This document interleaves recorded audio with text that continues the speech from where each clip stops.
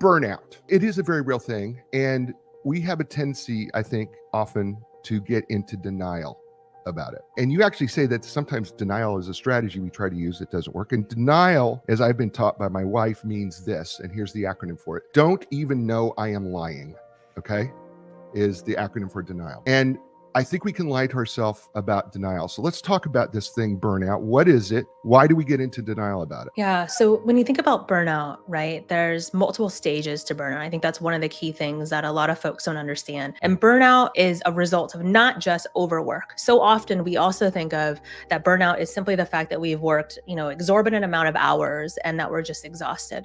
But burnout also has two other factors that are really important for us to understand. So there's overwork, but there's also under-challenged, and then there's also neglect.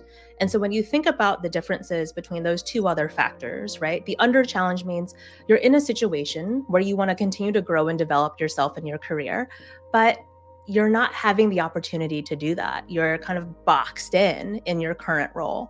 And that feels debilitating for people because they recognize that they're made for more. And so there's definitely a demotivating component to that.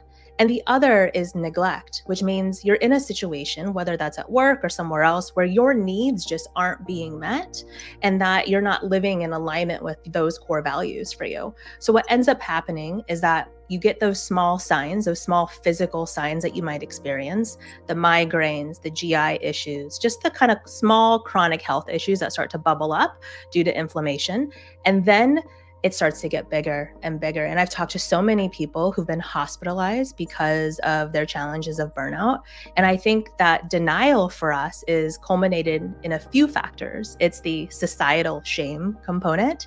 It's that we don't talk about the issues of burnout at work because it's perceived as a weakness. And then I think the other component is that we are told and we're ingrained in us that we're gonna grit, right? We're gonna continue to fight and fight and fight. But we have to find, just as human nature, the balance between sprinting and resting. I think it's interesting that we ignore the physical issues. I think often, it corrects me if I'm wrong here, but I believe that often what happens is we have physical manifestations of burnout, but we attribute it to someone else because we can't believe that it's our job that's doing this to us. So we believe that it's a physical problem, not really a psychological, emotional problem such as burnout. I mean, isn't that something that you have found too, is that we ignore those physical signals quite frequently? Yeah, and it's so true, right? It's those tiny red flags that we get. And to your point, it's, you're like, oh, it's just probably my diet. Like, I'm probably just not eating well. I'm on the road a lot.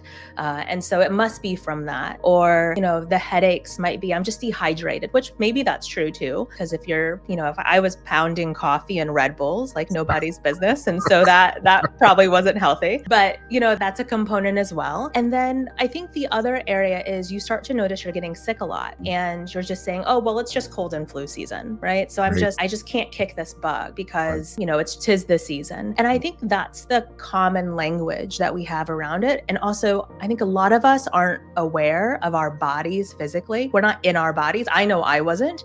I talk about in the book that I went to this meditation retreat and my first class was a breath work class. And I was like, I can breathe. I know how to breathe. And you go into it and they're having you be so mindful and aware of every inhale and every exhale. And it does create a physical awareness in your body of how am I actually doing right now?